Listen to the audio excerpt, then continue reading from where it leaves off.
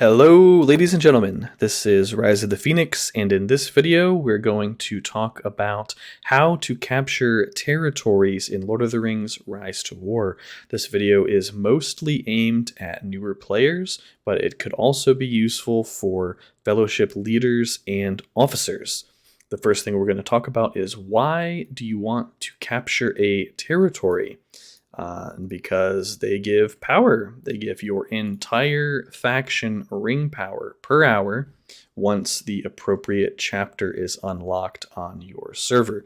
In the case of this keep that we just captured earlier today, it gives every single faction member 760 ring power per hour, which for every single person, that's the equivalent of them having roughly 3 to 4 200 plus power tiles. So they really, really greatly boost your ring power production. If we look at the breakdown here, I have almost 44,000 of my own. And then roughly half of my production is actually coming from Fellowship and faction production. And that's a pretty sizable amount considering I'm one of the highest ranked players on my server in terms of personal production. So for other players who aren't quite at this 44k mark, it could be greater than 50% of their ring power production comes from taking keeps and other objectives on the map. Another reason that you'll want to take these is it gives you access to more tiles. Once you start moving up into 200 plus power tiles, they become increasingly more rare, so controlling these territories kind of gives your faction a claim on the tiles within that territory. Granted, on border territories, those tiles can and will be contested, but if you were to look way back at my Heartland, which let's take a look at it here. I have a bunch of tiles here, a bunch of tiles there, a whole bunch of tiles there. Enemies aren't really going to be able to get to these anytime soon. Realistically, they would have to siege multiple zones before they could start really damaging my economy. So access to tiles is a big one as well. Additionally, controlling territories allows you to build fortresses within that land to help your fellowship or warband move around the map more quickly.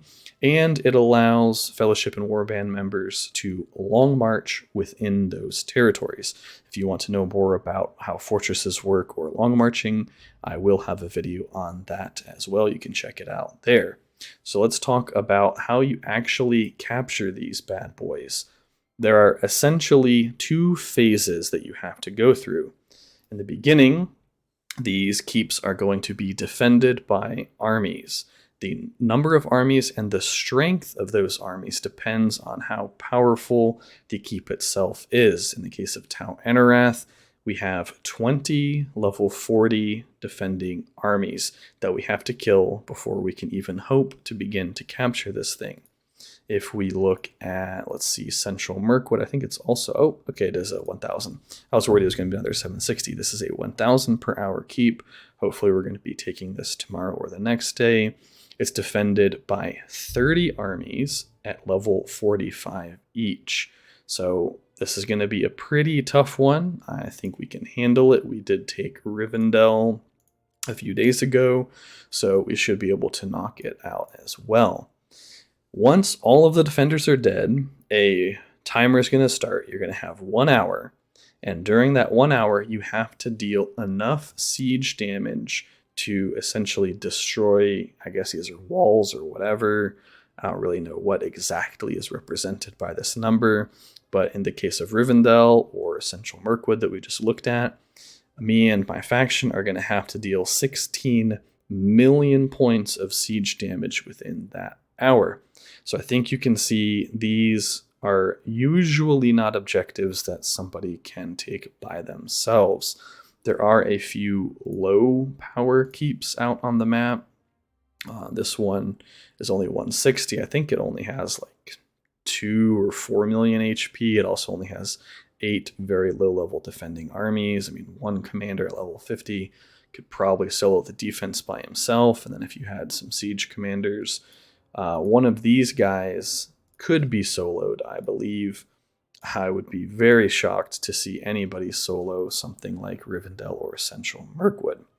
So make sure when you're planning on attacking these things that you have enough commanders that are able to destroy the defenders, and then also enough siege damage left over to actually fully capture the keep itself. I've had many people in my faction asking me, well, when are we going to take Grey Havens over here?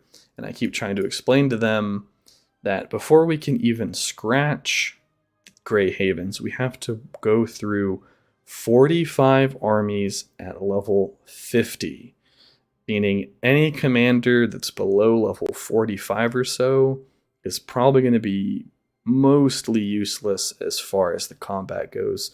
Some of the stronger commanders could probably be level 40 to 45 and still do fine, but generally speaking, we're going to need a whole lot of level 45 plus commanders before we can even hope to take this capital.